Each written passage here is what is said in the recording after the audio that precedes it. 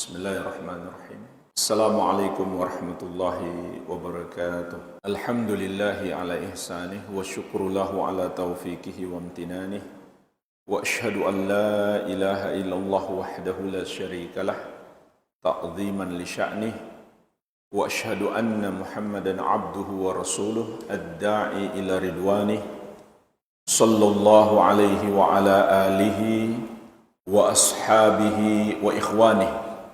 Amma ba'd, fa ikhwani fid din wa akhwati fillah, kaum muslimin wal muslimat rahimani wa rahimakumullah. Semoga Allah Subhanahu wa taala senantiasa mencurahkan rahmatnya kepada kita sekalian.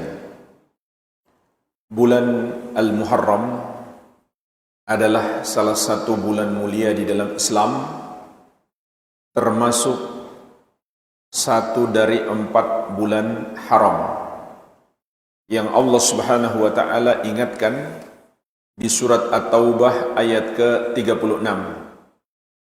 Inna iddatash syuhuri 'indallahi 12 syahran fi kitabillahi yauma khalaqas samawati wal ard minha arba'atun hurumun dzalikad dinul qayyim fala tadlimu fihinna anfusakum.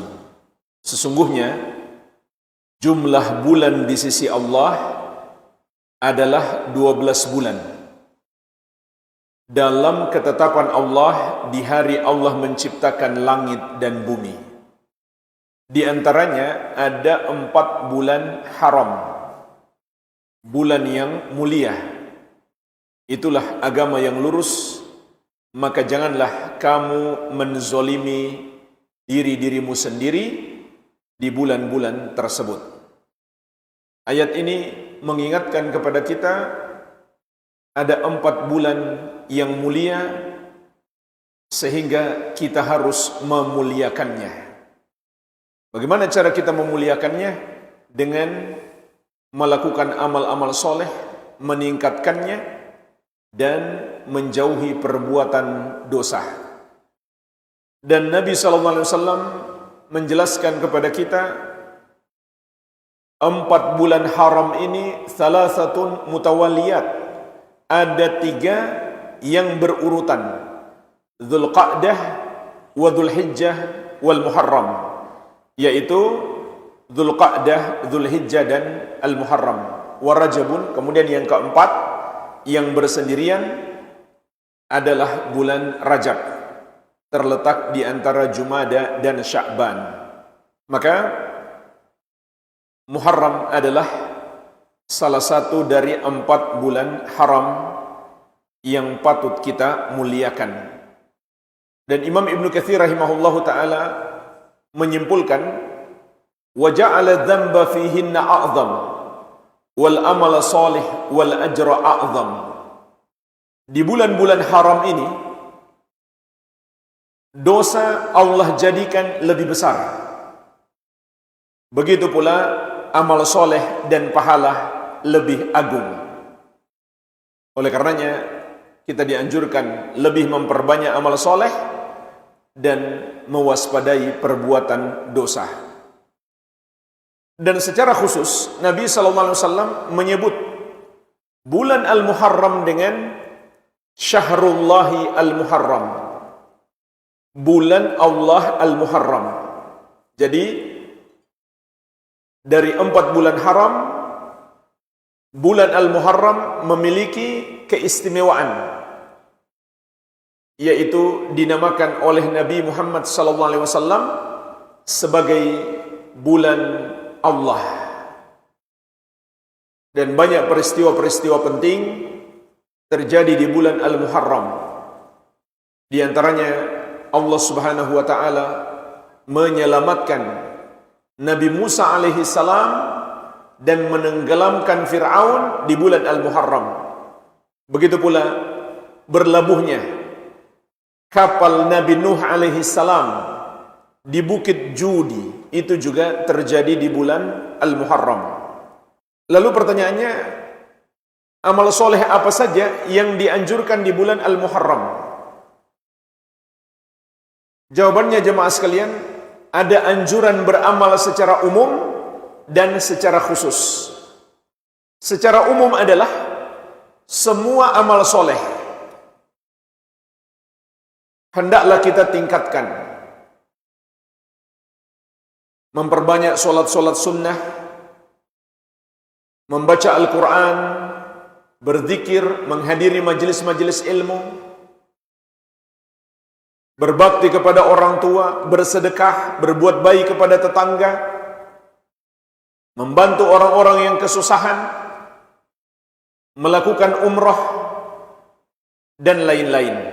Semua amal soleh dianjurkan untuk ditingkatkan. Pahalanya lebih besar. Ini anugerah dari Allah Subhanahu wa Ta'ala, karena kita adalah hamba yang lemah, dosa kita banyak, hidup kita tidak lama, dan amalan kita sangat sedikit. Sementara perjalanan kita setelah mati adalah perjalanan yang sangat jauh. Maka Allah menganugerahkan kepada kita waktu-waktu khusus. Kalau kita beramal, maka pahalanya akan dilipat gandakan. Adapun amalan khusus di bulan Muharram hanya satu, yaitu berpuasa. Dianjurkan memperbanyak puasa di bulan Muharram. Sebagaimana dalam riwayat Muslim dari sahabat yang mulia Abu Hurairah radhiyallahu anhu, Rasulullah sallallahu alaihi wasallam bersabda, "Afdalu as-siyami ba'da Ramadan syahrullahi al-Muharram." Puasa yang paling afdal setelah puasa Ramadan adalah berpuasa di bulan Allah al-Muharram. Berapa banyak puasanya? Bebas, sesuai dengan kemampuan dan kehendak kita. Andai kita berpuasa sebulan full di bulan Muharram juga tidak masalah. Jadi sepanjang bulan Al-Muharram dianjurkan memperbanyak puasa. Akan tetapi ada lagi yang lebih khusus, yaitu berpuasa di tanggal 10 Muharram. Keutamaannya sangat besar.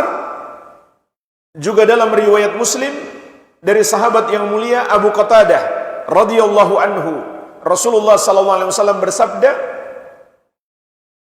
"Siyamu yaumi Asyura ahtasibu 'ala Allah ayyukaffira sanata allati qablahu."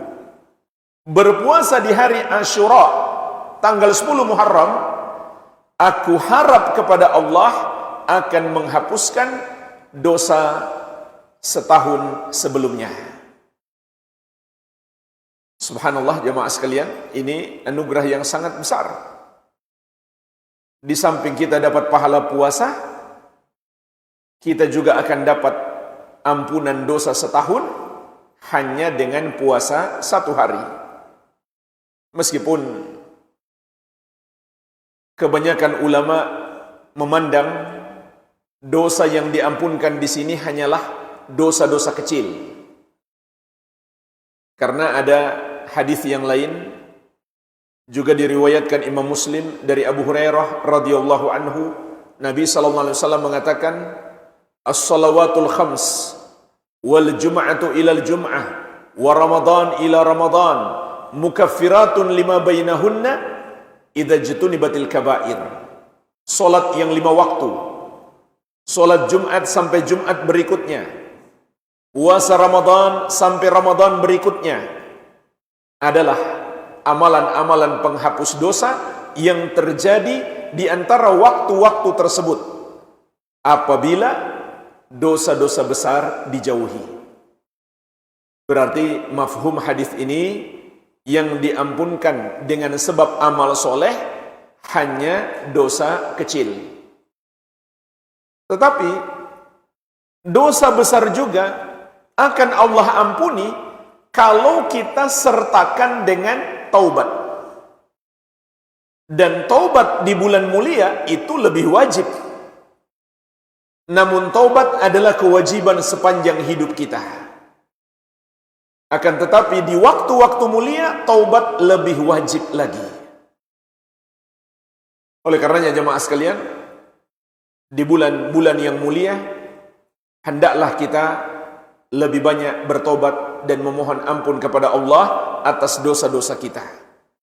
Maka bukan hanya dosa kecil akan Allah ampuni, dosa-dosa besar juga akan Allah ampuni.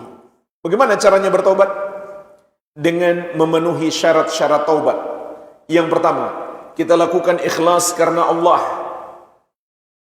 Yang kedua, menyesali dosa itu. Dan ini intisari taubat. Sebagaimana sabda Nabi sallallahu alaihi wasallam, at-taubatun nadam. Taubat itu adalah penyesalan. Yang ketiga, meninggalkan dosa itu, tidak lagi melakukannya. Yang keempat, bertekad tidak akan mengulangi dosa itu di masa yang akan datang. Yang kelima, belum habis waktunya. Kapan habis waktunya? Ketika kematian datang menjemput atau matahari terbit dari arah barat. Dan apabila dosa itu berupa kezaliman kepada orang lain, maka ditambah syarat yang keenam, meminta maaf kepada orang itu dan mengembalikan haknya atau minta penghalalan darinya. Inilah syarat-syarat bertobat. Adapun salat sunnah taubat itu hukumnya sunnah. Yang wajib adalah memenuhi syarat-syarat taubat. Sekali lagi, di bulan haram, di bulan mulia, taubat itu lebih wajib karena dosa lebih besar. Kenapa dosa lebih besar di bulan mulia? Karena orang yang berbuat dosa di bulan mulia, seakan dia meremehkan bulan yang Allah muliakan. Maka dosanya pun menjadi lebih besar. Oleh karenanya di tempat mulia, dosa juga lebih besar. Di tanah haram, di tanah suci, dosa juga lebih besar.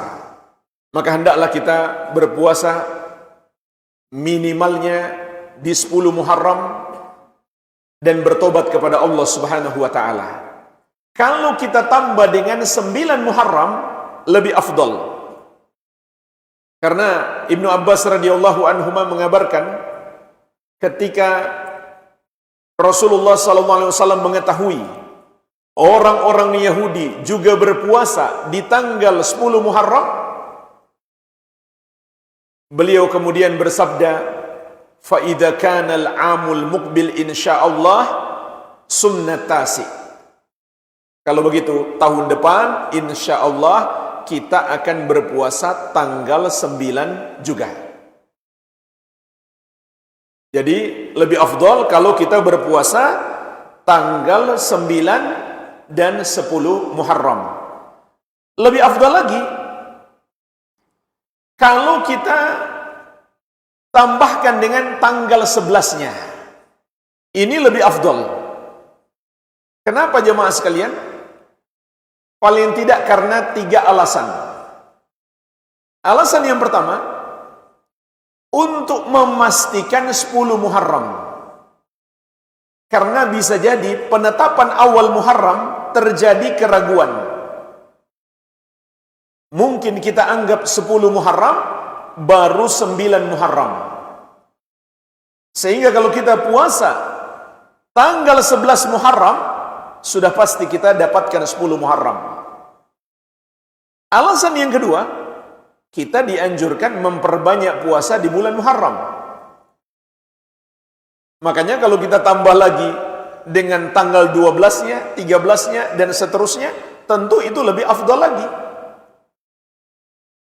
Dan alasan yang ketiga, mengapa lebih afdal kita tambahkan dengan 11 Muharram bersama 9 dan 10? Karena ada anjuran berpuasa 3 hari setiap bulan. Dalam hadis yang diriwayatkan Al-Bukhari dan Muslim dari Abdullah bin Amr bin Al-As radhiyallahu taala anhuma, Rasulullah sallallahu alaihi wasallam bersabda, "Shaumu 3 ayyamin min kulli syahrin shaumud dahri kullihi." Berpuasa 3 hari setiap bulan sama dengan berpuasa sepanjang tahun. Karena jemaah sekalian, 3 hari itu Allah Subhanahu wa ta'ala balas 10 kali lipat. Sehingga seperti berpuasa sebulan. Kalau kita lakukan setiap bulan, maka berarti kita dapat pahala puasa sepanjang tahun. Memang lebih afdal dilakukan pada ayyamul bid, yaitu 13, 14, 15 dalam penanggalan hijriyah. Tetapi tidak harus. Boleh puasa 3 hari ini dilakukan pada selain ayyamul bid. Makanya kalau kita lanjut setelah 11 Muharram, lalu kita berpuasa lagi tanggal 12, 13, 14, 15, tentu lebih afdal. Rasulullah sallallahu alaihi wasallam bersabda, "Afdalus siyami ba'da Ramadan syahrullahi al-Muharram." Puasa yang paling afdal setelah puasa Ramadan adalah berpuasa di bulan Allah al-Muharram. Inilah jemaah sekalian yang dianjurkan kita lakukan di bulan al-Muharram. Tetapi sayangnya banyak orang di bulan al-Muharram malah melakukan perbuatan-perbuatan dosa, bahkan sampai pada tingkat kesyirikan dan kekufuran.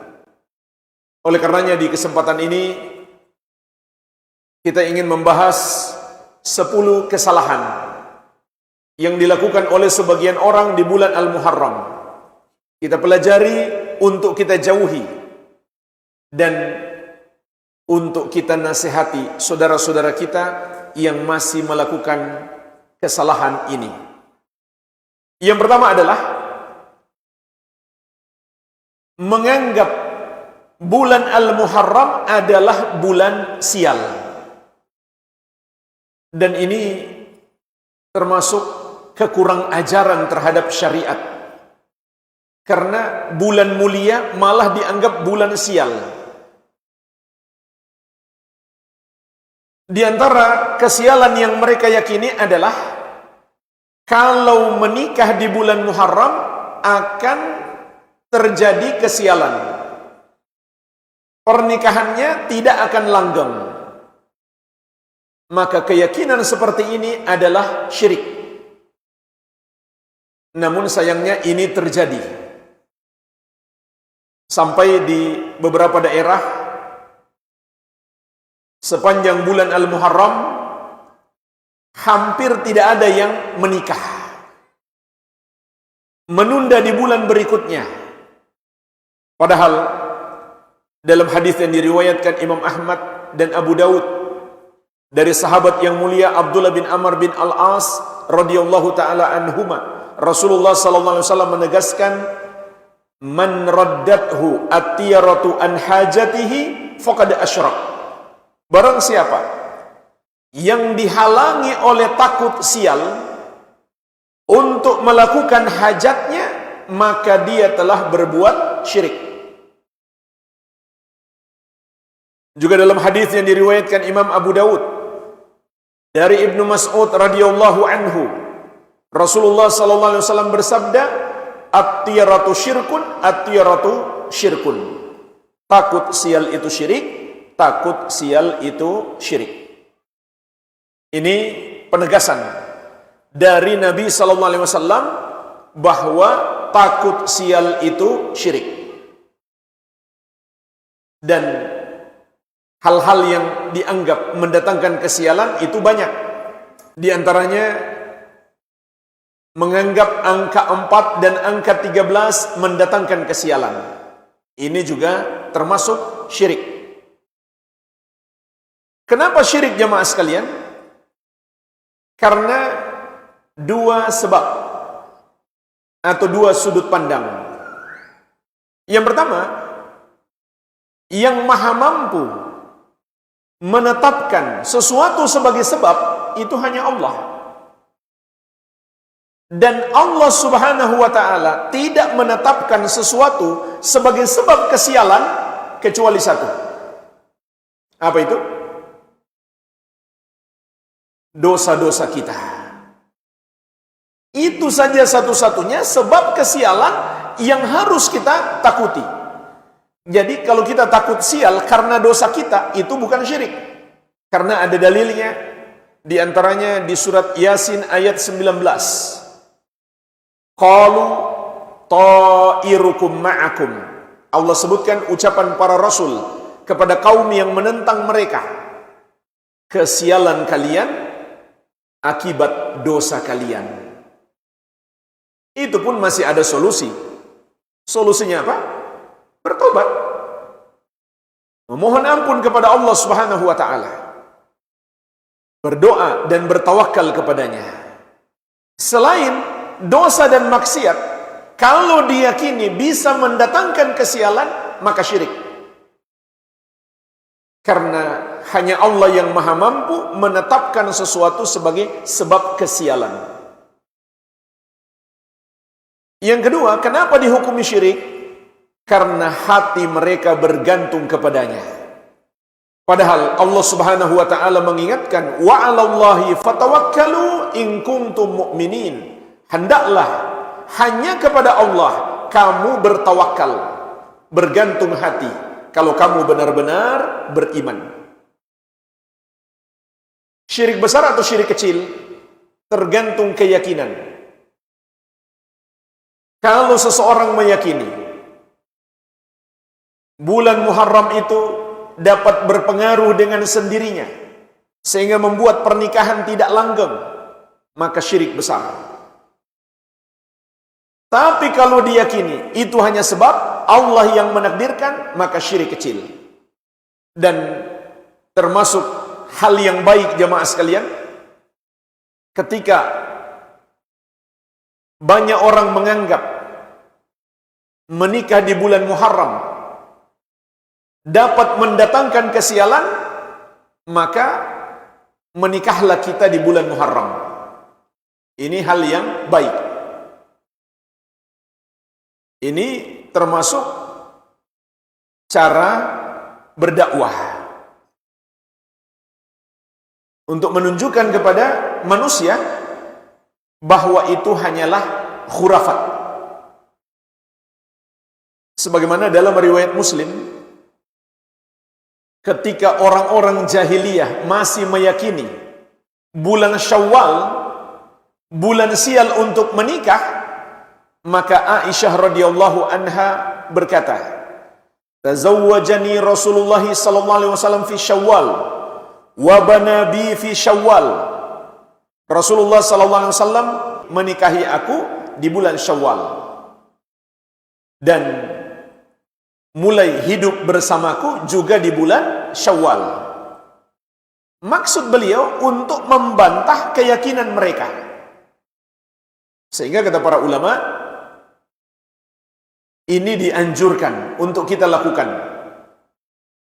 Jadi yang mau menikah masih ada waktu nih buat persiapan. Dianjurkan menikah di bulan yang mereka anggap bisa mendatangkan kesialan. Dan ini juga jemaah sekalian termasuk kebodohan yang nyata, karena sangat tidak masuk akal. Hanya waktu dapat memberi pengaruh pada nasib kita. Begitu pula hanya angka, yaitu mereka meyakini angka 4 dan angka 13 dapat memberi pengaruh pada nasib seseorang. Ini tidak sesuai dengan akal sehat. Dan demikianlah setiap yang bertentangan dengan ajaran Islam pasti bertentangan dengan akal sehat. Yang sesuai dengan ajaran Islam pasti sesuai dengan akal sehat. Oleh karenanya, orang-orang yang berakal yang mengamalkan syariat. Para nabi dan rasul adalah manusia-manusia yang paling cerdas dalam sepanjang zaman. Karena mereka orang-orang yang paling tunduk terhadap syariat Allah. Dan Allah Subhanahu wa taala menegaskan, "Dzalikum wasaqum bihi la'allakum ta'qilun. Demikianlah Allah berwasiat kepadamu agar kamu berakal. Kesalahan yang kedua juga masih dalam tingkatan syirik, yaitu menganggap ada hewan yang sakti. Seekor kerbau, kerbaunya bule, sampai mereka mengambil berkah dari kotorannya. Ini lebih gak masuk akal lagi. Menganggap hewan ini bisa memberikan keberkahan. Kencingnya pun mereka tampung untuk dicari berkah darinya. Maka ini termasuk syirik.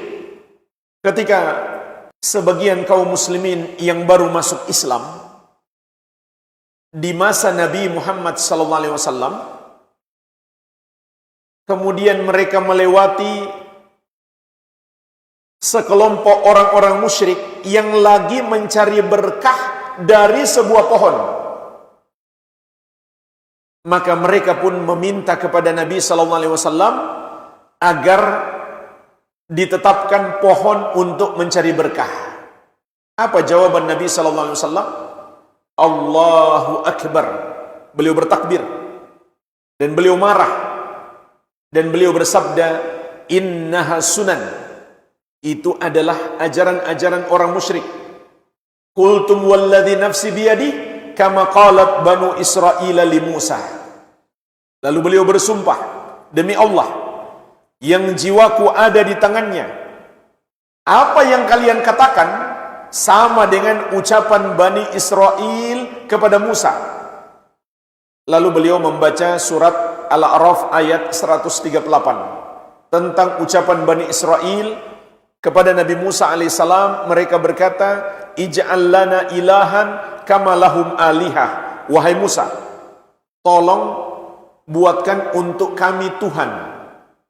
Maksudnya patung untuk disembah, sebagaimana Tuhan-Tuhan yang mereka miliki.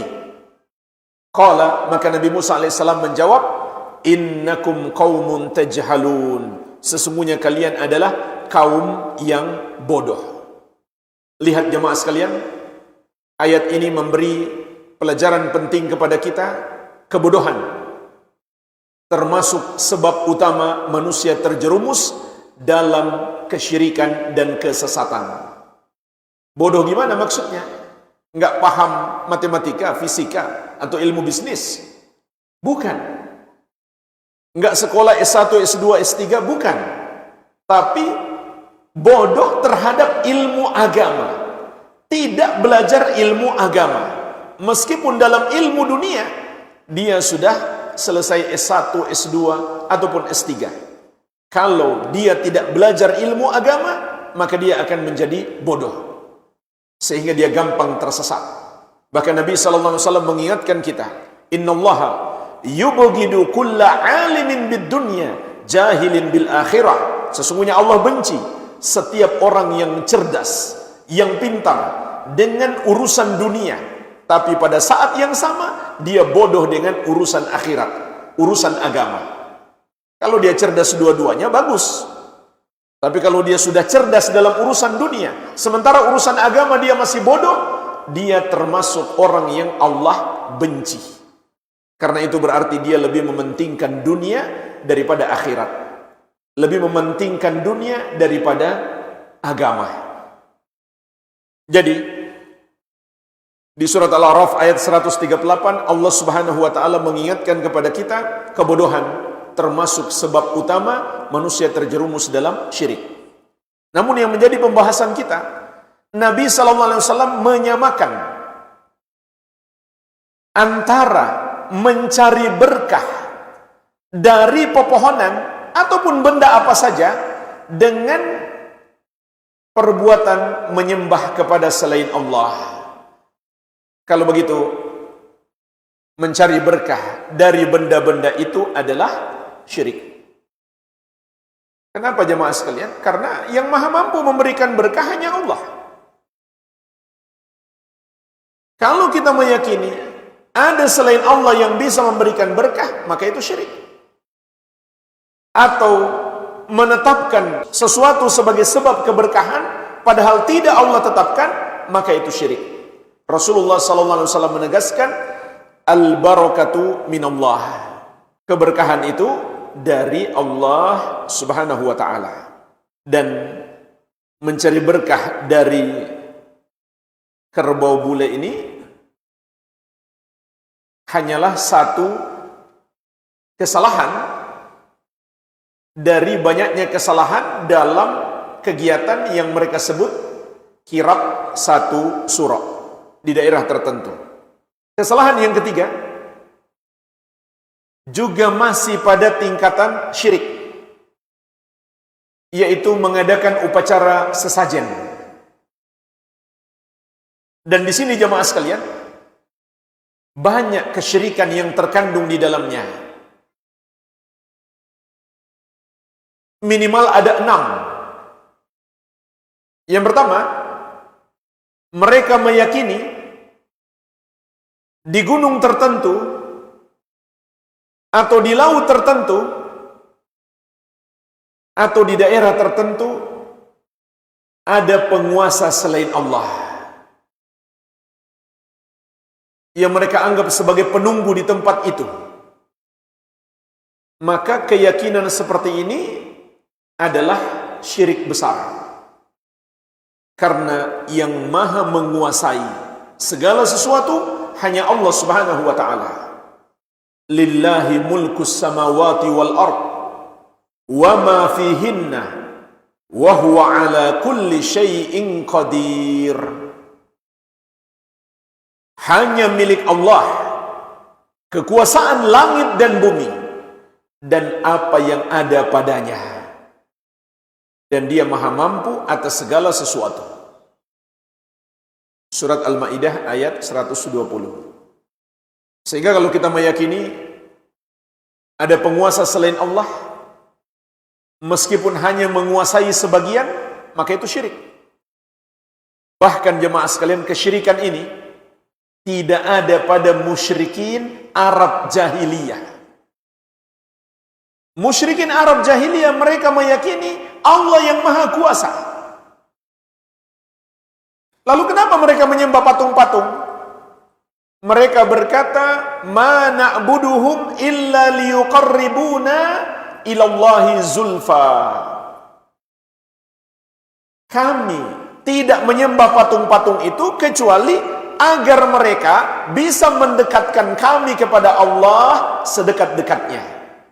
Untuk tawasul, bukan karena mereka meyakini patung-patung itu maha kuasa, tidak. Oleh karenanya jemaah sekalian, di antara keunikan orang musyrik zaman dahulu, kalau menghadapi bahaya, mereka hanya memohon kepada Allah. Karena mereka memang yakin yang bisa menyelamatkan mereka hanya Allah. Sebagaimana Allah sebutkan di surat Al-Ankabut, فَإِذَا رَقِبُوا فِي الْفُلْكِ دَعَوْا اللَّهَ مُخْلِصِينَ لَهُ الدِّينَ فَلَمَّا نَجَّاهُمْ إِلَى الْبَرِّ إِذَا هُمْ يُشْرِكُونَ.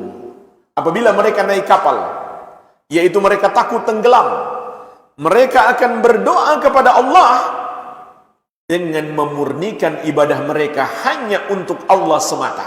Mereka taubat. Mereka tinggalkan berhala-berhala mereka. Namun tatkala Allah menyelamatkan mereka sampai ke daratan, tiba-tiba mereka kembali mempersekutukan Allah. Kata Imam Ibnu Qayyim rahimahullah, ayat ini menunjukkan kepada kita, orang-orang musyrik pun Allah berikan pertolongan ketika mereka mentauhidkan Allah, meskipun tauhid mereka hanya sesaat. Maka tauhid adalah kunci utama meraih pertolongan Allah Subhanahu wa ta'ala. Jadi, kesyirikan sebagian orang hari ini, meskipun sebagian mereka masih mengaku sebagai muslim, meyakini ada penguasa selain Allah, itu lebih parah daripada orang musyrik Arab jahiliyah. Kesyirikan yang kedua, mereka pun melakukan berbagai macam usaha pendekatan diri dan pengagungan kepada makhluk tersebut. Seperti dengan melakukan ritual-ritual, upacara-upacara, dan tidak lain, ritual dan upacara itu diajarkan oleh setan-setan tersebut melalui para dukun dan tukang sihir. Cuma para dukun dan tukang sihir ini tidak dipanggil, tidak dikenal dengan istilah dukun dan tukang sihir, tapi disebut sebagai ketua adat. Bahkan ada yang dipanggil ustadz kiai. Dialah yang dibisikkan oleh setan-setan, suruh mereka bikin upacara sesajen, lalu dia yang memimpin upacara tersebut. Maka ini syirik. Usaha-usaha untuk mendekatkan diri disertai dengan pengagungan dan amalan-amalan itu adalah ibadah, hanya patut dipersembahkan kepada Allah Subhanahu wa ta'ala. Namun tentu ibadah kepada Allah harus sesuai petunjuk Nabi Muhammad sallallahu alaihi wasallam.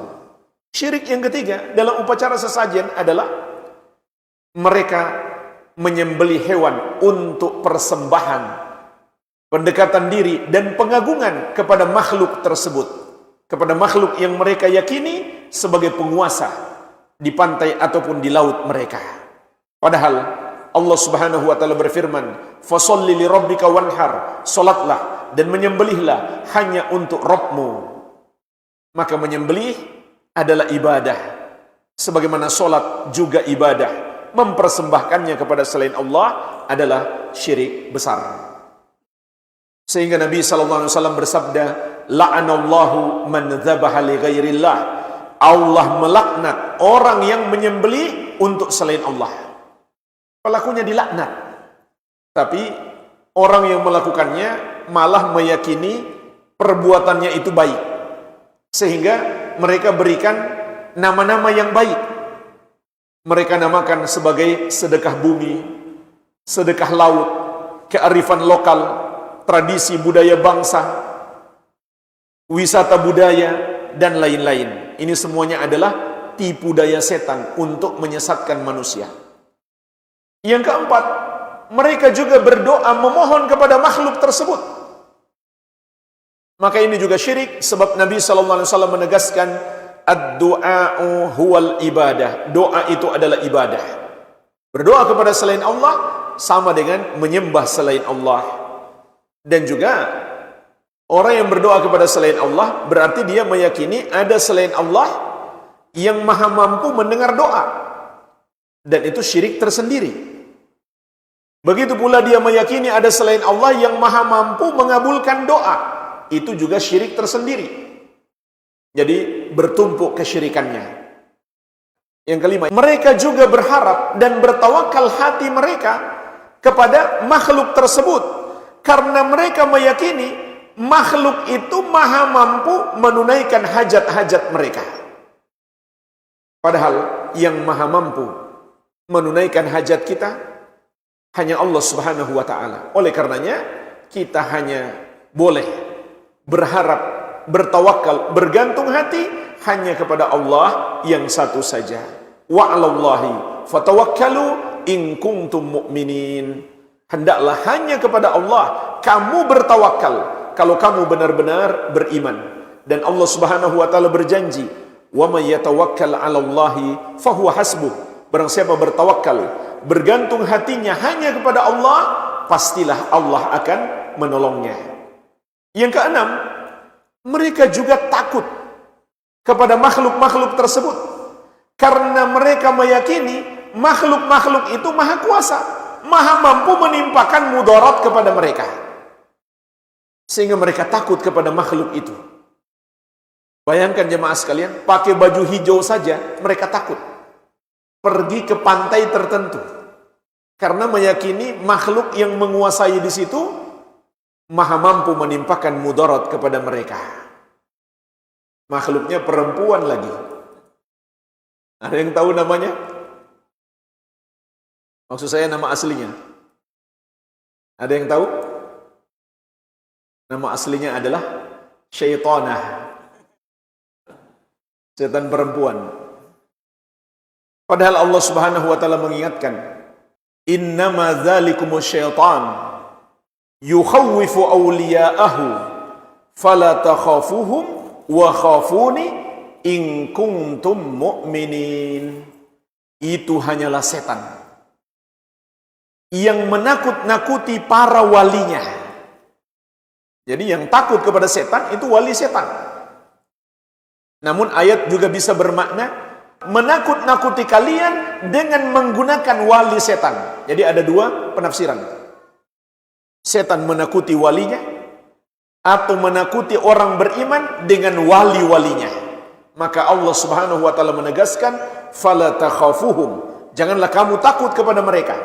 Wa khafuni in kuntum mu'minin, dan takutlah hanya kepadaku kalau kamu benar-benar beriman.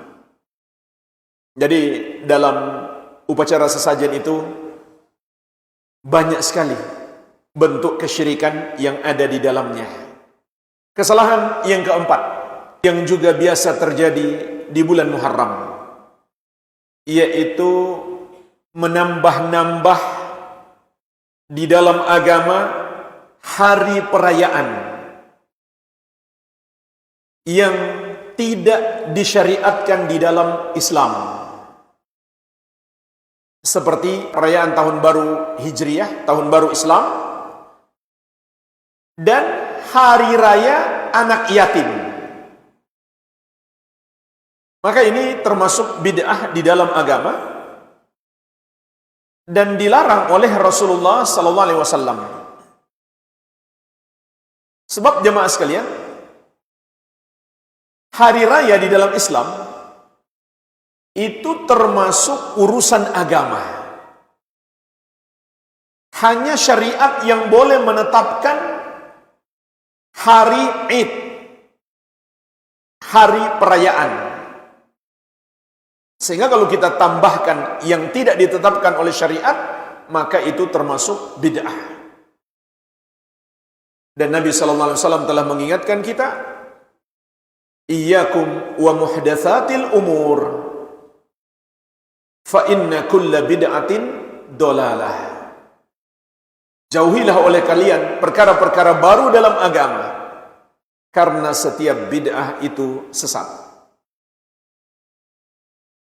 Dan juga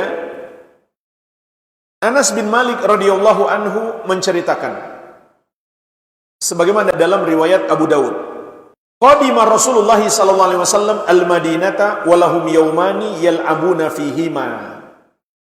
Ketika Nabi sallallahu alaihi wasallam mendatangi kota Madinah, masyarakat kota Madinah memiliki 2 hari perayaan yang mereka bersenang-senang, bermain-main padanya. Faqala ma hadani al-yauman, lalu beliau bertanya, apa 2 hari raya ini?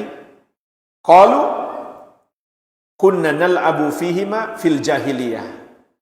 Mereka menjawab, ini adalah 2 perayaan yang sudah kami lakukan sejak masa jahiliyah. Faqala Rasulullah sallallahu alaihi wasallam, maka Rasulullah sallallahu alaihi wasallam bersabda, innallaha qad abdalakum bihima khairan minhuma yaumal adha wa yaumal fitri. Sesungguhnya Allah Subhanahu wa taala telah menggantikan 2 hari kalian ini dengan yang lebih baik darinya, yaitu Idul Adha dan Idul Fitri. Maka jemaah sekalian, kiaskan ini pada semua perayaan. Berarti semua perayaan itu dilarang oleh Nabi sallallahu alaihi wasallam selain yang ditetapkan oleh syariat. Syekh Dr. Abdullah bin Abdul Aziz At-Tuwaijiri, disertasi doktoral beliau itu berjudul Al-Bid'ah Al-Hauliyah, bid'ah tahunan. Ini salah satu buku bagus. Jadi beliau kumpulkan dalam kitab ini bid'ah yang rutin, tapi rutinnya cuma di hari tertentu, kebiasaan tahunan. Jadi buku ini berbicara spesial tentang bid'ah-bid'ah yang dilakukan setiap tahun, bukan setiap saat.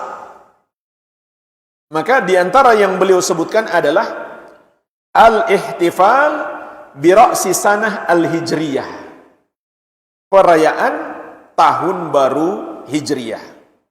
Ini termasuk bid'ah. Dan beliau juga membahas sejarah awal yang merayakan tahun baru Hijriah ini. Maka sepanjang yang mampu beliau teliti, kata beliau, yang pertama mengadakannya adalah orang-orang Syiah ketika mereka berkuasa di Mesir, yang disebut dengan dinasti Fatimiyah atau Daulah Ubaidiyah. Pernah berkuasa sekian lama di Mesir. Dan kalau kita baca sejarah kekuasaan mereka di Mesir, itu sangat dahsyat. Mereka membantai para ulama Islam. Daulah ini runtuh, negara ini hancur. Siapa yang menghancurkannya? Salahuddin Al-Ayyubi rahimahullahu ta'ala. Makanya kalau kita baca buku-buku Syiah, ketika berbicara tentang Salahuddin Al-Ayyubi, mereka sangat benci. Padahal umat Islam memuliakan beliau, mendoakan beliau, karena beliau pahlawan Islam yang mengalahkan pasukan salib. Tapi oleh orang-orang Syiah sangat dibenci. Kenapa? Karena Salahuddin Al-Ayyubi sebelum memerangi pasukan salib, beliau perangi dulu orang-orang Syiah sampai hilang satu negara yang berkuasa sekian lama di Mesir. Kenapa beliau perangi mereka? Karena dua sebab. Yang pertama, mereka yang membantu pasukan salib untuk memerangi umat Islam. Yang kedua, kata beliau, saya khawatir ketika saya berhadapan dengan pasukan salib, mereka memerangi saya dari belakang. Jadi mereka duluan diperangi oleh beliau. Jadi dalam catatan sejarah, negara Syiah yang pernah berkuasa di Mesir dahulu, mereka lah yang pertama mengadakan bid'ah ini. Dan masih banyak lagi bid'ah-bid'ah mereka. Ditambah lagi jemaah sekalian, dalam perayaan ini banyak kemungkaran-kemungkaran yang lain. Mungkin di situ ada zikir-zikir dan doa-doa yang mereka buat-buat sendiri. Salawat-salawat yang mereka buat-buat sendiri. Begitu pula ada campur baur laki-laki dan wanita, ada nyanyian dan musik-musik, dan berbagai macam kemungkaran yang lain, termasuk pawai, terutama di Jakarta. Kalau ada pawai, sudah pasti bikin macet. Nggak ada pawai saja macet, apalagi kalau ada pawai. Ini mudaratnya besar sekali, mengganggu banyak orang kalau kita bikin pawai konvoi di jalanan. Biasanya kan ada itu pawai untuk memperingati tahun baru Hijriah. Oh ya obor. Kita masuk kesalahan yang kelima. Ini termasuk kemungkaran yang sangat besar, yaitu perayaan hari kesedihan yang dilakukan oleh orang-orang Syiah lagi untuk meratapi kematian cucu Nabi sallallahu alaihi wasallam, Al-Husain bin Ali bin Abi Thalib radhiyallahu taala anhuma, pada tanggal 10 Muharram, pada hari Asyura. Ini juga mereka adakan dalam bentuk pawai, konvoi di jalanan, atau berkumpul di satu tempat. Apa yang mereka lakukan? Menangis-nangis sampai histeris dan menyakiti diri mereka sendiri. Bahkan mereka buat alat semacam tali, tapi terbuat dari besi, untuk memukul punggung mereka sendiri sampai berdarah-darah demi meratapi kematian Al-Husain bin Ali bin Abi Thalib radhiyallahu anhuma. Tentu beliau tidak ridho dengan perbuatan mereka. Kenapa? Karena justru perbuatan meratapi kematian seseorang itu dosa besar. Dalam hadis yang diriwayatkan Imam Muslim dari sahabat yang mulia Abu Musa Al-Asy'ari radhiyallahu anhu, Rasulullah sallallahu alaihi wasallam bersabda, "Arba'un fi ummati min amril jahiliyah la yatrukunahunna." Ada 4 pada umatku yang termasuk perangai jahiliyah yang belum mereka tinggalkan. Yang pertama adalah al-fakhru fil ahsab, berbangga dengan nenek moyang, dengan keturunan. Kami darah biru, kalian merah. Atau membanggakan suku bangsa, tanah air, negara, dan lain-lain. Ini semuanya jahiliyah. Dan tidak ada yang pantas kita banggakan kecuali satu, yaitu Islam. Inna akramakum indallahi atqakum. Sesungguhnya yang paling mulia di antara kalian di sisi Allah adalah yang paling bertakwa. Bukan karena suku bangsa, bukan karena jabatan, bukan karena harta. Membanggakan selain Islam, selain agama kita adalah jahiliyah. Yang kedua, wa ta'nu fil ansab, mencela nasab, merendahkan nasab orang lain. Yang ketiga, wal istisqa bin nujum, menisbatkan hujan kepada bintang. Dan ini termasuk syirik yang dilakukan oleh orang-orang jahiliyah. Mereka mengatakan kita diberi hujan karena bintang ini dan bintang itu. Dan yang keempat, wan niyaha, meratapi mayit. Jadi ini termasuk jahiliyah, tapi malah dianggap ibadah oleh kaum Syiah. Bahkan Nabi SAW mengatakan, an-naihatu idza lam tatub qabla mautiha tuqamu yaumal qiyamah wa 'alaiha sirbalu min qatiranin wa dir'un min jarab.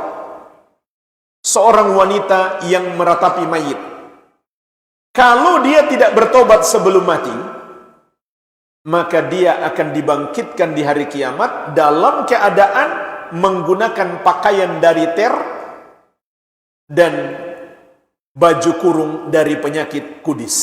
Menunjukkan dosanya sangat besar. Kenapa disebut wanita di sini? Karena kebanyakan yang meratapi mayit adalah wanita.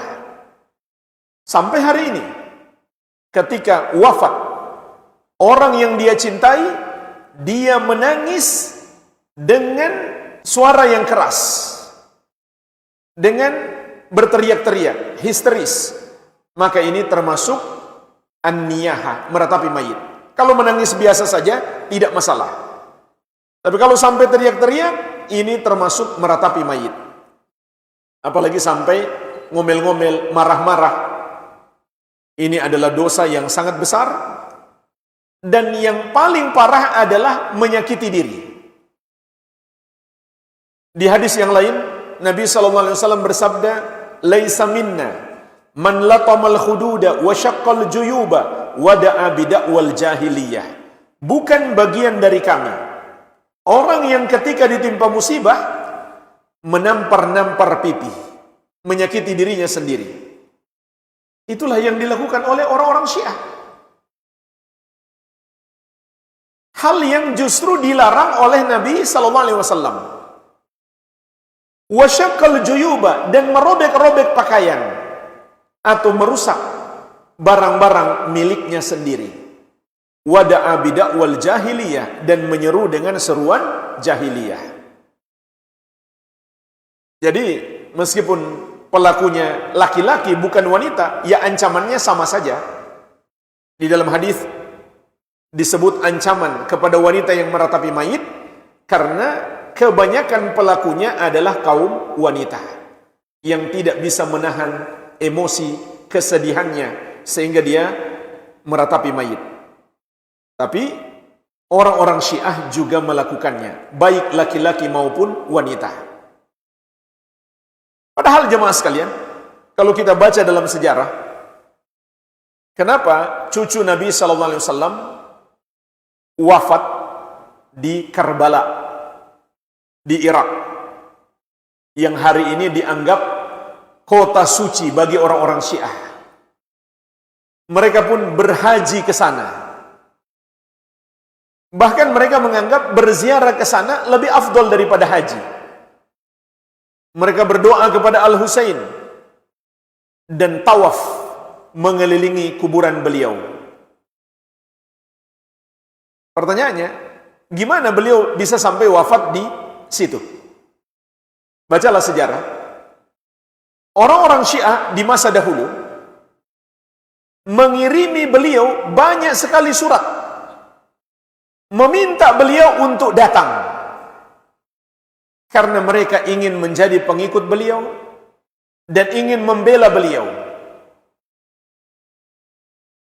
Pada akhirnya cucu Nabi SAW, Al-Husain bin Ali bin Abi Thalib radhiyallahu anhuma, terpengaruh karena beliau tidak kenal baik sebetulnya dengan orang-orang yang mengirim surat ini, tapi saking banyaknya surat mereka, beliau pun terpengaruh.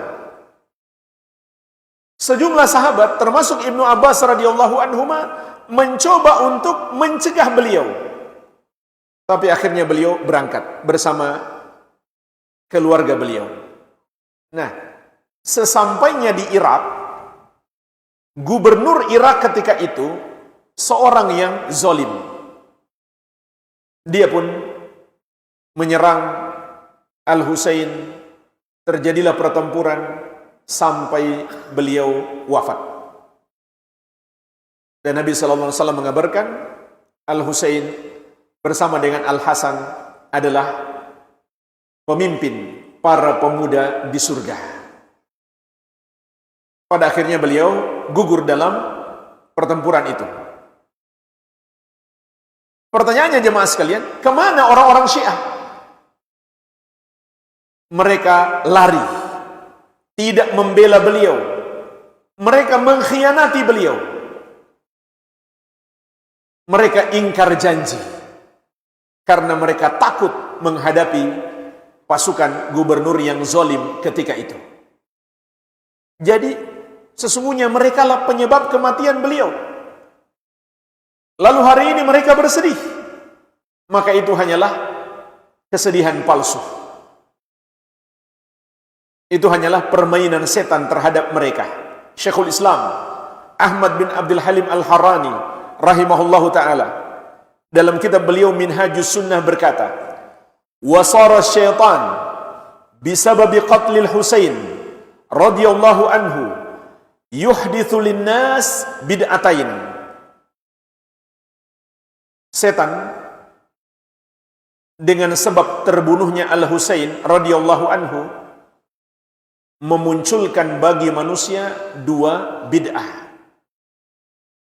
Yang pertama, inilah yang kita bahas, bid'atul huzni wan nauh yauma Asyura. Bid'ah bersedih dan meratapi kematian Al-Husain di hari Asyura 10 Muharram.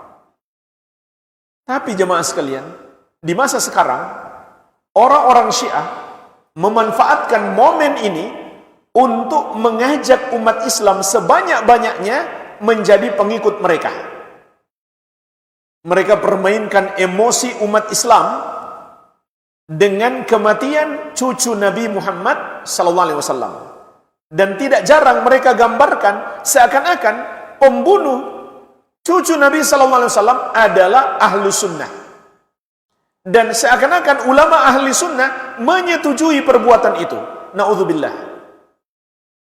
Bahkan mereka gambarkan ahlu sunnah itu membenci semua ahlul bait, semua keluarga Nabi Muhammad SAW. Padahal tidak benar. Ulama ahli sunnah seluruhnya mengajarkan kita mencintai ahlul bait. Bahkan masuk dalam buku-buku akidah. Di antaranya dalam kitab Al-Aqidah Al-Wasithiyah yang disusun oleh Imam Ibnu Taimiyah rahimahullahu taala. Di situ beliau menegaskan kewajiban mencintai ahlul bait, tapi tidak berlebihan, tidak melampaui batas seperti orang-orang Syiah. Dan bersamaan dengan itu, orang-orang Syiah itu juga membenci para sahabat Nabi Muhammad sallallahu alaihi wasallam, bahkan membenci para istri beliau dan bersikap kurang ajar terhadap istri-istri Nabi sallallahu alaihi wasallam. Oleh karenanya jemaah sekalian, dengan sebab mereka membenci para sahabat Nabi sallallahu alaihi wasallam, ulama 4 madhab, Hanafi, Maliki, Syafi'i dan Hambali, itu mengkafirkan Syiah.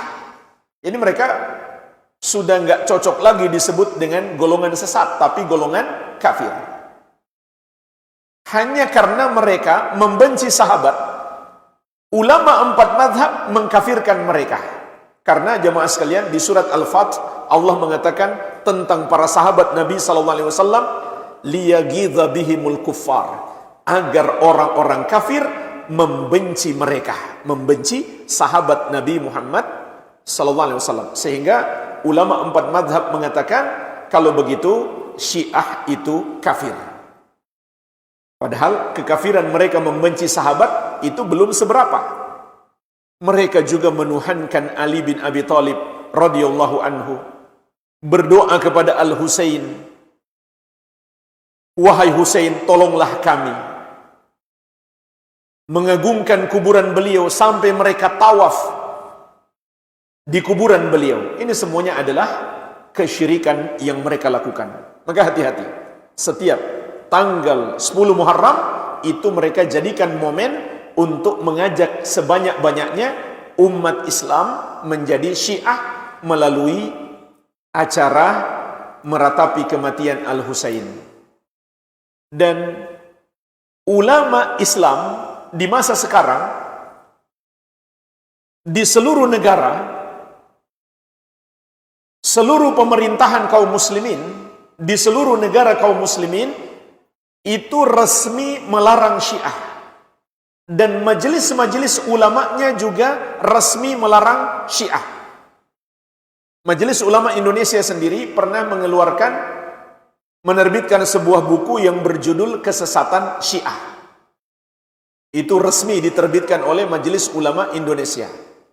Semua negara kaum muslimin hari ini, Indonesia, Malaysia, Pakistan, Arab Saudi, Maroko, semuanya pemerintahnya secara resmi melarang Syiah, dan majelis ulamanya secara resmi memfatwakan Syiah itu terlarang, kecuali satu negara, yaitu Iran.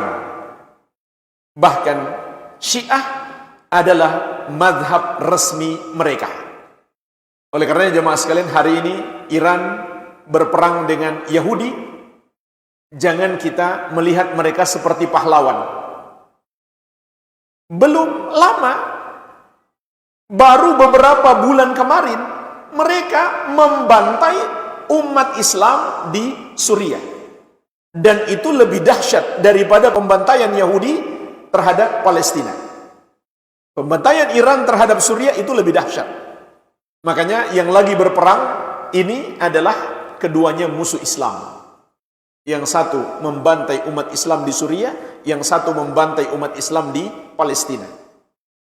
Begitu pula pembantaian umat Islam di Yaman. Di belakangnya adalah Iran.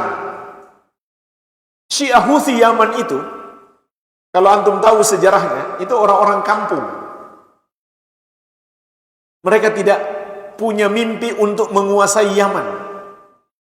Tapi dipanas-panasi oleh Iran, dikasih senjata, mereka pun memberontak.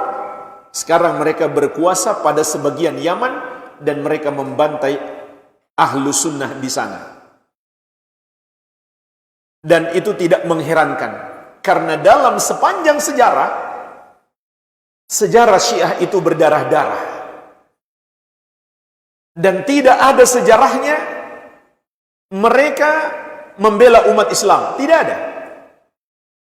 Yang ada seperti yang saya sebutkan tadi, mereka malah membantu pasukan salib. di masa Salahuddin Al-Ayyubi. Dan termasuk yang paling dahsyat, pembantaian pasukan Tatar di kota Baghdad, sehingga musnah khilafah Abbasiyah, khilafah Islam di masa itu, jatuh sampai ke pusat pemerintahannya di Baghdad, yang kekuasaannya sangat besar di masa itu. Bagaimana ceritanya? Ini juga ada kesalahan dari khalifah.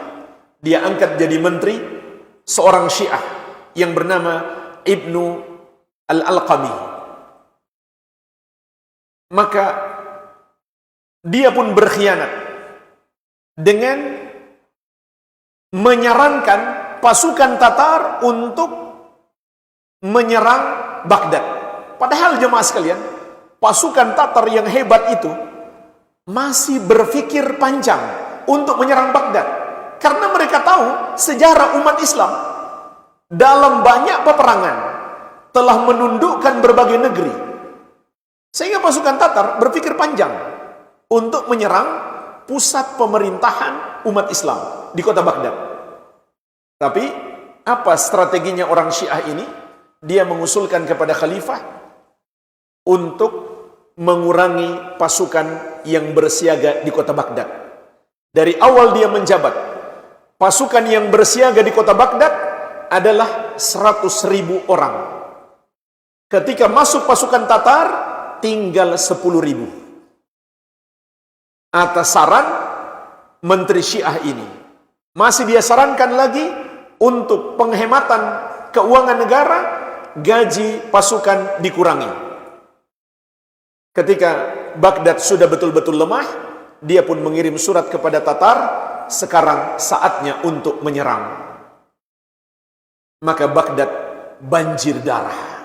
Khalifah dan seluruh keluarganya disembelih. Semua ulamanya, semua menterinya disembelih. Kecuali orang-orang Syiah, mereka semuanya aman. Dan semua yang berlindung di rumah menteri Syiah ini semuanya aman. Jadi jemaah sekalian, luar biasa catatan sejarah berdarah kaum Syiah. Maka jangan kita tertipu melihat hari ini Iran berani melawan Amerika dan Yahudi sebagai pahlawan. Tidak. 50.000 lebih umat Islam di Gaza dibantai oleh Yahudi, Iran diam saja. Kapan mereka menyerang Yahudi? Karena mereka diserang oleh Yahudi, kan? Baru mereka membalas. Kalau tidak akan pernah mereka menyerang Yahudi.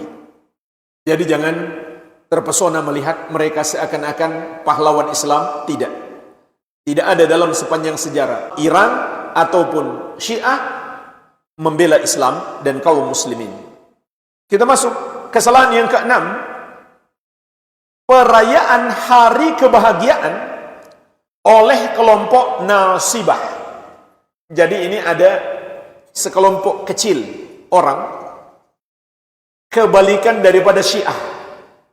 Kalau Syiah berlebih-lebihan dalam mencintai Ahlul Bait, maka kelompok ini mereka membenci Ahlul Bait. Sehingga pada tanggal 10 Muharram, hari kematian Al-Husain, mereka jadikan sebagai hari perayaan.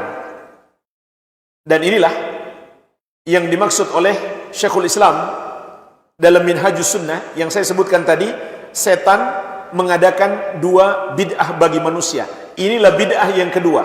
Kata beliau, wa kadzalika bid'atus surur wal farh. Demikian pula bid'ah bersenang-senang dan bergembira di tanggal 10 Muharram, karena mereka merayakan hari kematian Al-Husain, naudzubillah, cucu Nabi sallallahu alaihi wasallam yang sudah dipastikan oleh beliau masuk surga, bahkan beliau pemimpin para pemuda surga. Tapi mereka malah senang dengan kematian beliau. Yang ketujuh, termasuk kesalahan di awal Muharram mengkhususkan hari untuk saling memaafkan, karena seakan-akan itu hari raya. Bahkan di hari raya yang sebenarnya pun tidak ada sunnah secara khusus untuk saling memaafkan. Saling memaafkan itu sangat bagus.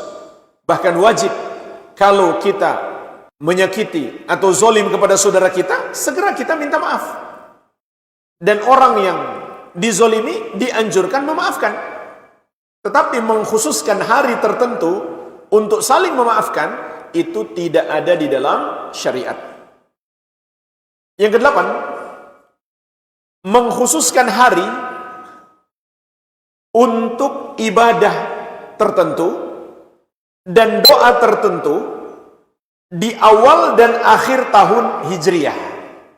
Ini juga termasuk bid'ah, sebagaimana disebutkan oleh Al-Allamah Bakar bin Abdillah Abu Zaid rahimahullahu ta'ala dalam kitab beliau Tashihud Du'a,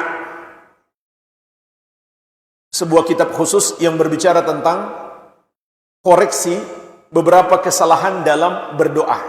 Di antaranya yang beliau sebutkan adalah du'a'u awwali sanah, doa awal tahun. Kata beliau, la yathbut fi syar'i syai'un min dzikrin aw du'ain li awwalil am. Tidak ada dalam syariat satu dalil pun tentang zikir atau doa awal tahun. Wa huwa awwalu yaumin aw lailatin min syahri Muharram, yang dibaca pada hari pertama atau malam pertama bulan Muharram. Maka ini tidak ada dalilnya sama sekali. Bahkan jemaah sekalian, penetapan tahun baru Islam itu terjadi setelah wafatnya Nabi Muhammad sallallahu alaihi wasallam. Maka tidak mungkin kalau beliau yang mensyariatkan atau mensunnahkan doa awal tahun baru ataupun akhir tahun. Jadi itu tidak ada dalilnya sama sekali.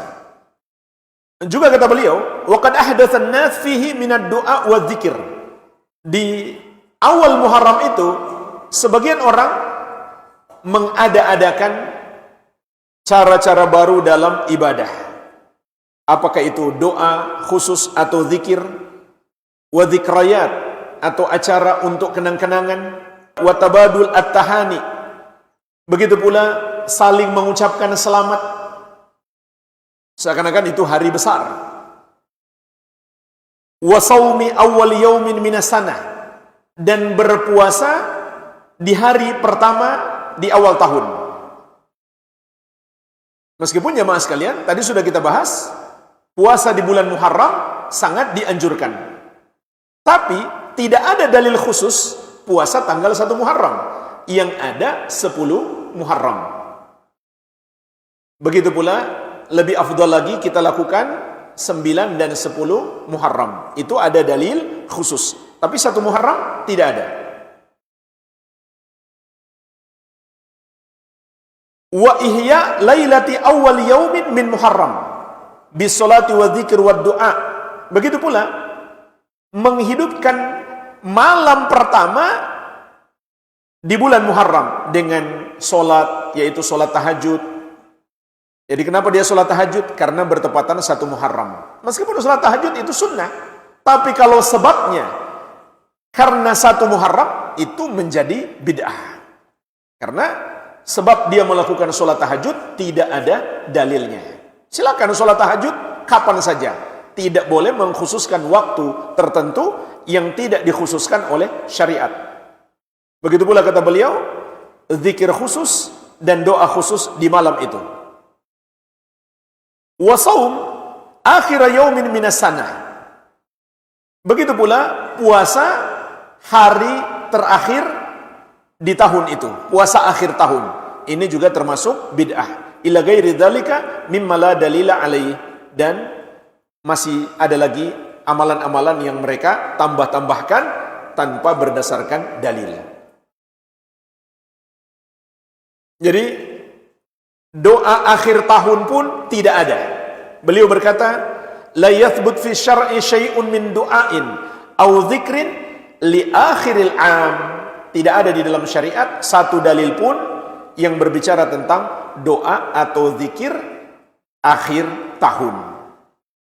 Maka itu termasuk bid'ah.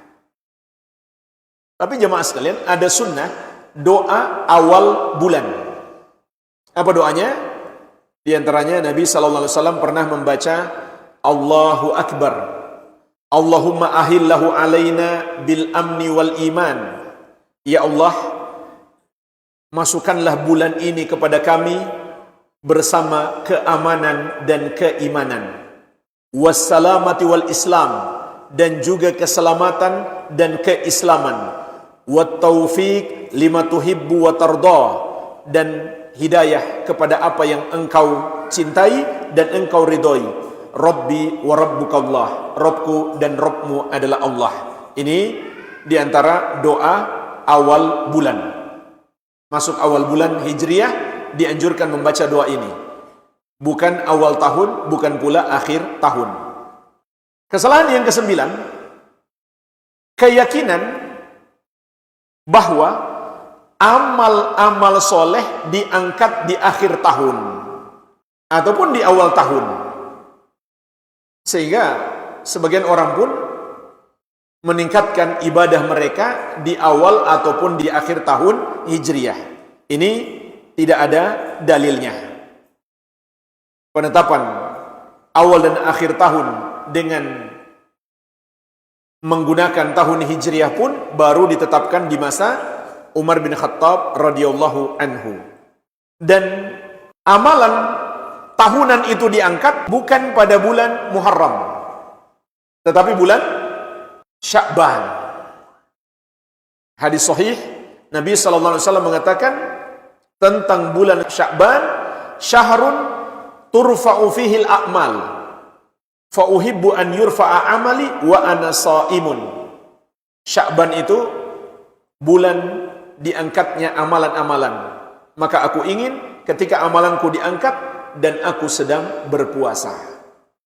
Sedangkan amalan pekanan itu diangkat pada hari Senin dan Kamis. Makanya juga dianjurkan berpuasa Senin Kamis. Adapun amalan harian itu diangkat di dua waktu, di akhir malam dan akhir hari. Di akhir malam dan akhir hari. Jadi tidak ada dalil yang menunjukkan amalan kita diangkat kepada Allah Subhanahu wa taala di awal maupun akhir tahun Hijriah.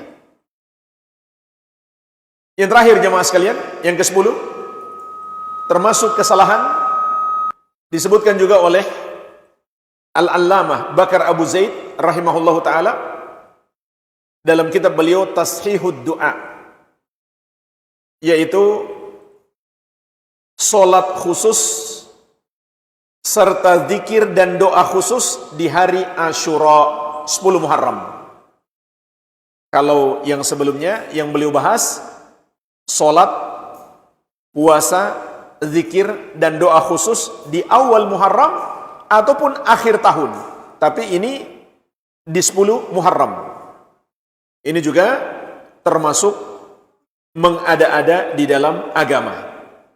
Kata beliau, wal mu'tamad inda ahli Islam annahu la yasihhu fi yaumi Asyura hadithun.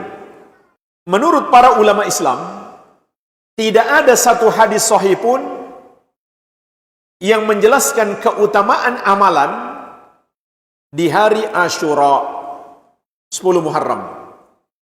La fihi wala fi lailatihi, tidak pada siangnya, tidak pula pada malamnya. Wa kullu hadithin yurwa fi dhalik wa fi tawsi'a 'alal iyal yauma Asyura fa huwa mawdu'un la yasih. Semua hadis yang diriwayatkan tentang amalan-amalan di hari Asyura dan anjuran memberi keluasan kepada keluarga layaknya hari raya di hari Asyura adalah hadis palsu, tidak sahih. Dan tidak ada satu hadis pun yang sahih tentangnya kecuali hadis yang berbicara tentang puasa. Begitu pula berpuasa pada hari sebelumnya, tanggal 9 dan 10 Muharram. Li'annahu yaumun anjallahu fihi nabiyahu Musa alaihi salam. Di antara sebab kita dianjurkan berpuasa karena pada hari itu tanggal 10 Muharram Allah Subhanahu wa taala menyelamatkan Nabi Musa alaihi salam. Ketika orang-orang Yahudi berpuasa, Nabi sallallahu alaihi wasallam mengatakan, "Ana ahaqqu bi Musa minkum." Aku lebih berhak kepada Musa dibandingkan kalian. Jadi ini di antara sebab anjuran berpuasa tanggal 10 Muharram. Selain itu, doa khusus, zikir khusus, salat khusus itu tidak ada. Satupun tidak ada dalilnya. Walhamdulillah jamaah sekalian, inilah pembahasan ringkas 10 kesalahan yang biasa terjadi pada sebagian orang di bulan Al-Muharram. Sekali lagi kita pelajari untuk kita jauhi. Dan semoga menjadi bahan nasihat kita kepada orang yang masih melakukan kesalahan ini. Wallahu a'lam. Bismillah, bolehkah kita ikut donasi untuk santunan yang diadakan untuk anak yatim pada hari peringatan Lebaran Yatim? Baik, tadi sudah kita bahas, menganggap ada hari Lebaran anak yatim di bulan Muharram, ini termasuk bid'ah, mengada-ada di dalam agama. Maka kalau begitu, tidak boleh kita tolong-menolong dalam perbuatan dosa dan permusuhan. Wala ta'awanu 'alal itsmi wal udwan. Jangan kamu tolong-menolong dalam perbuatan dosa dan permusuhan. Kalau kita mau sedekah kepada anak yatim, tidak usah bersamaan dengan orang-orang yang meriwayatkan itu. Dan kalau misalkan anjuran-anjuran bersedekah kepada anak yatim menunggu bulan Muharram, itu kasihan sekali anak yatim. Seharusnya kita bersedekah kapan saja, kalau perlu setiap hari, setiap bulan, kapan saja kita punya rezeki, langsung kita cari anak yatim, bersedekah kepada mereka. Jangan tunggu bulan Al-Muharram. Masa bersedekah anak yatim setahun sekali? Jadi tidak boleh kita turut membantu acara seperti itu. Apa maksud amalan harian diangkat akhir hari, akhir malam? Itu kapan? Akhir malam berarti menjelang subuh. Akhir hari berarti menjelang maghrib. Maghrib masuk malam, subuh masuk pagi. Diangkat artinya diangkat kepada Allah Subhanahu wa taala. Makanya tentang orang-orang kafir, Allah mengatakan, "Innal ladzina kadzdzabu biayatina wastakbaru anha la tufattahu lahum abwabus sama' wa la yadkhulunal jannata hatta yalijal jamalu fi sammil khiyat." Sesungguhnya orang-orang yang mendustakan ayat-ayat kami dan menyombongkan diri terhadapnya, tidak akan dibukakan untuk mereka pintu-pintu langit, dan mereka tidak akan masuk surga sampai onta bisa masuk ke lubang jarum. Artinya mustahil mereka masuk surga. Apa artinya? Tidak dibukakan untuk mereka pintu langit. Mengandung dua makna. Yang pertama, amalan mereka ditolak, nggak menembus langit, nggak akan sampai kepada Allah. Ini menunjukkan amalan orang beriman diangkat. Ada juga makna yang kedua, ditutup pintu langit, artinya ruh mereka ditolak untuk berjumpa dengan Allah Subhanahu wa taala, sehingga dia dilempar kembali ke bumi. Dan pelemparan ini juga Allah sebutkan dalam Al-Qur'an, "Wa may yusyrik billahi faka'annama kharra minas sama'i fatakhtafuhu tayr aw tahwi bihi ar-rih fi makanin sahiq." Barang siapa yang mempersekutukan Allah, maka seakan dia jatuh dari langit, kemudian disambar oleh burung atau diterbangkan oleh angin sampai ke tempat yang sangat jauh. Ternyata makna ayat ini, kata Nabi SAW, dia benar-benar dilempar. Ketika langit tidak dibuka untuknya, dia dilempar dari situ sampai ke kuburannya. Dia menyatu lagi dengan jasadnya untuk menghadapi malaikat Munkar dan Nakir dan mendapatkan azab kubur. Juga Allah Subhanahu wa taala berfirman, "Ilaihi yas'adul kalimu thayyib wal amalu shalih yarfa'uhu." Kepadanya lah kalimat yang baik itu naik dan amal soleh dia mengangkatnya. Jadi ini dalil-dalil dari Al-Quran, amal-amal soleh kita diangkat kepada Allah Subhanahu wa Ta'ala. Maka hadis-hadis yang menjelaskan kapan diangkat, ternyata ada diangkat tahunan, ada yang diangkat pekanan, ada yang diangkat harian. Wallahu a'lam. Waalaikumsalam warahmatullahi wabarakatuh. Baik.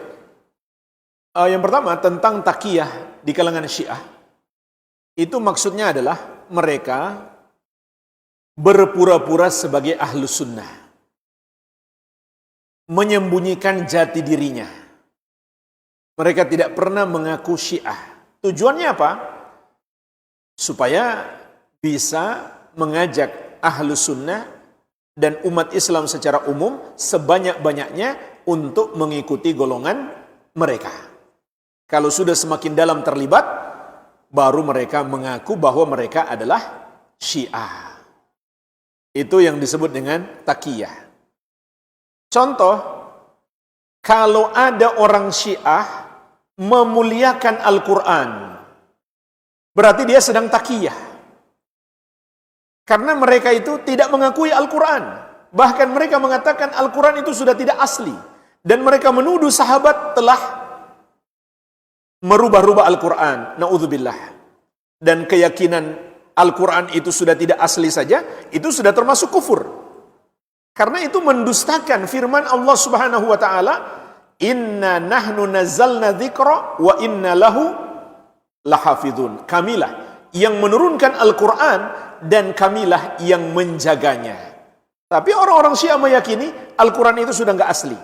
Bahkan mereka mengklaim mereka punya Al-Quran sendiri, yang satu huruf pun tidak ada yang sama dengan Quran kita, yang jumlahnya 3 kali lipat, isinya 3 kali lipat lebih banyak daripada Quran kita, dan mereka namakan sebagai Mushaf Fatimah, berdosa atas nama putri Nabi Muhammad sallallahu alaihi wasallam. Lalu di mana Mushaf Fatimah itu? Mereka bilang nanti akan dibawa oleh Imam Mahdi di akhir zaman. Kemana Imam Mahdinya? Lagi masuk ke sebuah got.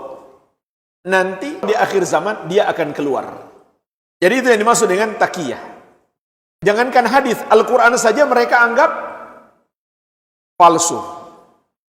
Bagaimana lagi dengan hadis? Oleh karena itu, semua kitab hadis seperti Kutubus Sittah di kalangan ahlu sunnah itu enggak diakui oleh orang-orang Syiah. Kalau kelihatan mereka mencetak kitab-kitab hadis Sahih Al-Bukhari, Muslim dan lain-lain, memuliakannya, mempelajarinya, itu berarti sedang taqiyah, sedang berpura-pura supaya dianggap ahlu sunnah juga. Mereka tidak mau mengikuti satupun hadis yang diriwayatkan oleh ahlu sunnah. Mereka punya kitab hadis sendiri. Dan isinya adalah hadis-hadis palsu yang mereka buat-buat. Sehingga Imam Syafi'i rahimahullah pernah mengatakan, saya tidak mengetahui ada yang lebih pendusta daripada orang-orang Syiah. Dan saya tidak akan sholat di belakang mereka. Imam 4 madhab mengkafirkan Syiah. Jadi ini dimaksud dengan taqiyah, berdusta, pura-pura. Itu ajaran resmi dalam Syiah. Adapun jemaah sekalian, tentang ahlu sunnah sekarang katanya tidak membantu kaum muslimin di Palestina, yang membantu hanya orang-orang Syiah. Maka jemaah sekalian, pertama, tadi sudah kita bahas, orang Syiah itu tidak ada dalam sejarah membantu umat Islam. Padahal nyata, terang-terangan, pembantaian Yahudi terhadap Gaza sudah sampai mewafatkan lebih daripada 50.000 orang. Kalau Syiah mau benar-benar bantu, dari serangan Yahudi pertama saja sudah pasti mereka bantu. Ternyata tidak. Nggak ada satu rudal mereka pun yang menuju ke Yahudi. Dalam sepanjang pembantaian sampai lebih daripada 50.000 orang. Tidak ada. Sekarang kalau mereka menyerang Yahudi, itu karena Yahudi menyerang mereka. Tujuan Yahudi pun untuk menjatuhkan pemerintah yang sekarang, karena mereka lebih suka pemerintah yang dulu, supaya digantikan dengan pemerintah yang dulu. Itu kenapa mereka menyerang Iran. Jadi Iran itu membalas, bukan ingin membantu umat Islam, bukan ingin membantu Palestina, tidak. Sama sekali tidak. Kemudian yang kedua, kenapa negara-negara Sunni, negara-negara Ahlus Sunnah tidak membantu secara militer kepada Palestina? Jemaah sekalian, ini memang bicaranya mudah, tapi prakteknya tidak mudah. Banyak hal yang dipertimbangkan oleh negara-negara tersebut. Yahudi itu kelihatannya kecil, tapi kita harus ingat siapa di belakang mereka. Di belakang mereka adalah mayoritas negara Nasrani. Negara-negara kuat yang punya persenjataan yang mematikan. Dan yang berhak berbicara kapan harus menyerang mereka, ya ahli militer. Kita nggak berhak berbicara. Bermusyawarah dengan ulama dan yang memutuskan pemerintah. Kita nggak berhak berbicara tentang itu, karena kita bukan ahlinya. Cuma saya kasih gambaran umum. Ini nggak mudah, nggak seperti kelihatan, gampang saja tinggal kirim rudal. Di balik itu ada konsekuensi. Di balik itu ada konsekuensi. Menimbang sejauh mana maslahat dan mudaratnya. Tetapi pantas juga kita mengakui secara umum bahwa kita sedang lemah. Itu intinya. Bukan karena nggak mau membantu, tapi kita memang nggak punya kekuatan. Terutama kurangnya kekuatan iman. Itu yang paling utama. Jauh kita dari sunnah Nabi SAW. Sementara kunci kemenangan kita adalah iman dan ittiba kepada Nabi SAW. Allah Subhanahu wa taala berfirman, "Ya ayuhan nabiyyu, hasbukallah wa man ittaba'aka minal mu'minin." Wahai Nabi, cukup bagimu Allah sebagai penolong dan penolong orang-orang beriman yang mengikutimu. Berarti siapa yang Allah akan tolong? Orang-orang beriman. Ini syarat yang pertama. Yang kedua, mengikuti Nabi Muhammad sallallahu alaihi wasallam. Bagaimana kondisi negeri-negeri kaum muslimin hari ini? Jauh dari keimanan, jauh dari ittiba kepada Nabi Muhammad sallallahu alaihi wasallam. Itu dulu yang pertama kita perbaiki. Barulah Allah berikan kekuatan kepada kita. Ini memang harus diakui. Kita dalam kondisi lemah. Tetapi bersamaan dengan itu, walhamdulillah, masih ada negara-negara kaum muslimin punya aksi nyata untuk membantu Palestina. Melalui jalur diplomasi misalkan, melalui kekuatan uang mereka. Begitu pula membantu makanan ataupun kebutuhan-kebutuhan yang dibutuhkan oleh kaum muslimin Palestina. Dan negara yang terbesar membantu Palestina adalah Arab Saudi. Hanya saja tidak diliput oleh media. Ratusan juta dolar bantuan Arab Saudi, baik dari pemerintahnya maupun dari masyarakatnya. Termasuk juga kita, alhamdulillah, kaum muslimin di Indonesia, pemerintahnya juga banyak membantu Palestina. Cuma memang bukan bantuan militer, tapi bantuan berupa logistik kebutuhan hidup mereka. Wallahu alam, semoga Allah Subhanahu wa taala memperbaiki keadaan kita semuanya dan menolong saudara-saudara kita di Palestina maupun di tempat lainnya yang tertindas. Barangkali ini saja yang bisa kita bahas. Lebih dan kurangnya saya mohon maaf. Wabillahi taufik. Subhanakallahumma wa bihamdik, asyhadu an la ilaha illa anta, astaghfiruka wa atubu ilaik. Wa sallallahu ala nabiyyina Muhammadin wa alihi wasallam. Walhamdulillahi rabbil alamin. Wassalamualaikum warahmatullahi wabarakatuh. Al-Amwa menemani ibadahmu juga hijrahmu.